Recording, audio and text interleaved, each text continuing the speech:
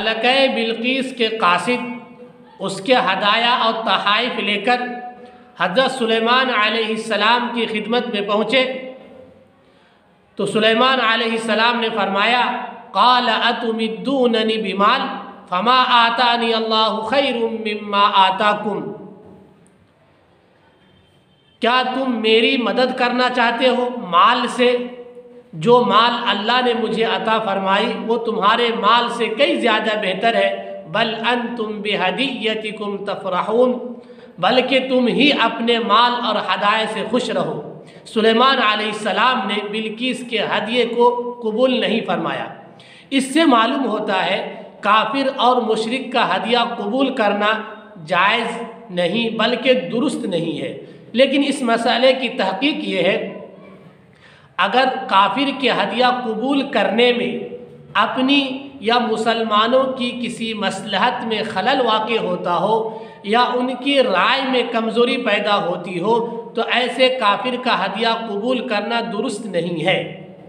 اور اگر کافر کے ہدیہ قبول کرنے میں مصلحت ہو، اسلام سے مانوس ہو کر اسلام میں داخل ہونے کی امید ہو یا پھر اس کے شر اور فساد سے بچا جا سکتا ہو تو ایسے کافر اور مشرک کے ہدیہ قبول کرنا درست ہے، اس کی گنجائش ہے۔ اور نبی صلی اللہ علیہ وسلم کا طریقہ اس سلسلے میں یہ ہے کہ آپ نے بعض کفار کے ہدیے کو قبول فرمایا اور بعض کفار کے ہدیے کو انکار کیا۔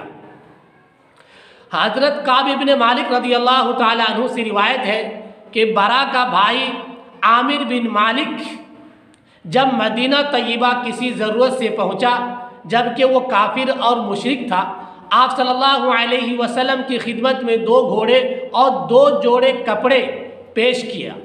آپ صلی اللہ علیہ وسلم نے یہ کہہ کر انکار فرما دیا کہ ہم کافر اور مشرک کا ہدیہ قبول نہیں فرماتے۔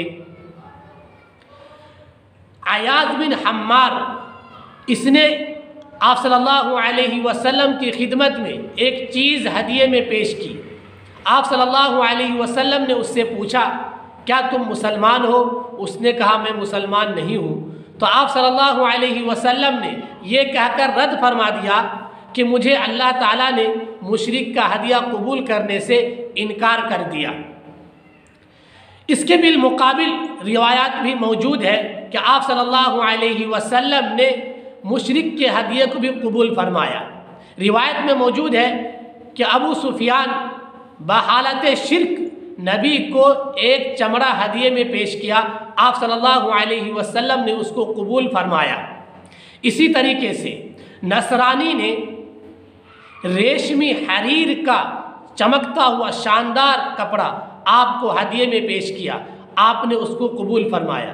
شمس الائمہ یہ فرماتے ہیں کہ آپ صلی اللہ علیہ وسلم نے اس مشرک اور کافر کے ہدیے کو قبول فرمایا جس کے بارے میں اسلام میں داخل ہونے کی امید تھی، اور اس کے ہدیے کو انکار کر دیا جس کے بارے میں اسلام میں داخل ہونے کی امید نہیں تھی۔